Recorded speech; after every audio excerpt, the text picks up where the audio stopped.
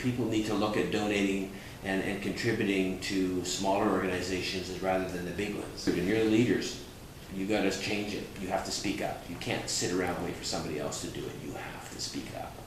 You have to start being the change. How does the community respond to the charity, like altogether? So. Well, the community, communities, there's subsections of the community. There's the kids respond extremely well, of course. They love the bus. It's funky. It's a cool prop. That's what it is. It's a prop. Yeah. You drive around with a funky painted bus, kids are going to gravitate like Velcro.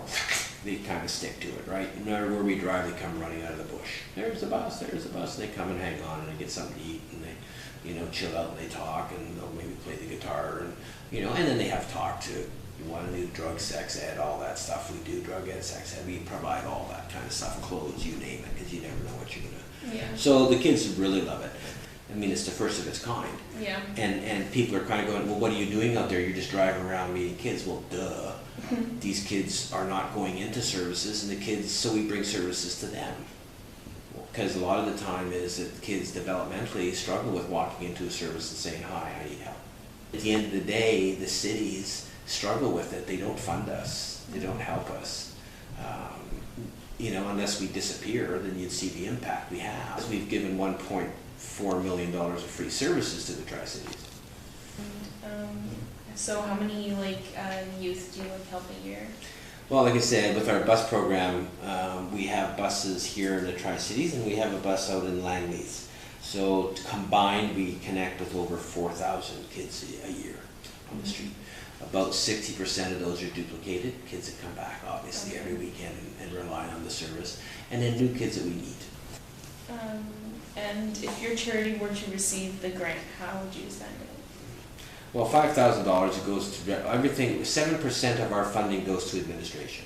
So you can see how much we send on everything else. The only administration, like I said, we don't have any in-office, on-site services. Everything is outreach. We're the first and only youth-specific outreach serving agency.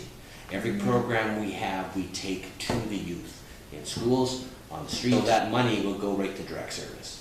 And that could go to our bus program, that could go to where we need it right now. The caseworker program needs an infusion of money. So that person who's right now got a caseload of 25 kids. Most of them are cutting, suicidal, depressed, trying to struggle and find their way in the world. Their average age is 13, 14 years old. Yeah. So we need money there to help with my caseworker to support those kids that she meets with every week and helps them kind of get grounded and move forward and do what they can do. But my own kind of vision would be continuing obviously of what we're doing with our buses because they're effective, and our caseworker. I'd like to get a caseworker in the Langley program. But I'd like to create Youth Town. Youth Town is an idea I came up with years ago.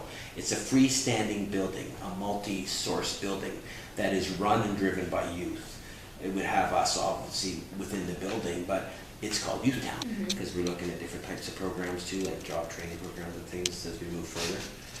And parenting support groups too, parents who have kids that are suffering from substance use and other issues. So we're trying to do more because we've been asked. People are asking us to do these things, so we're going, okay, then we'll try to adjust. Right? So, yeah.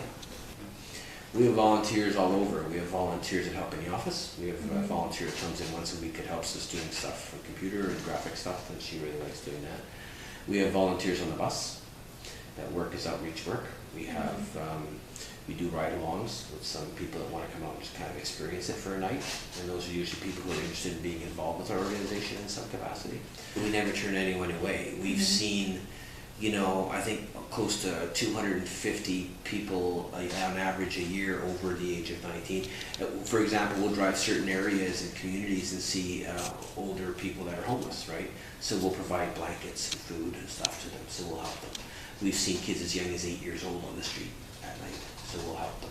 Make sure they get home, call up parents, try to find why is your 8-year-old or 10-year-old walking the streets at 10 o'clock.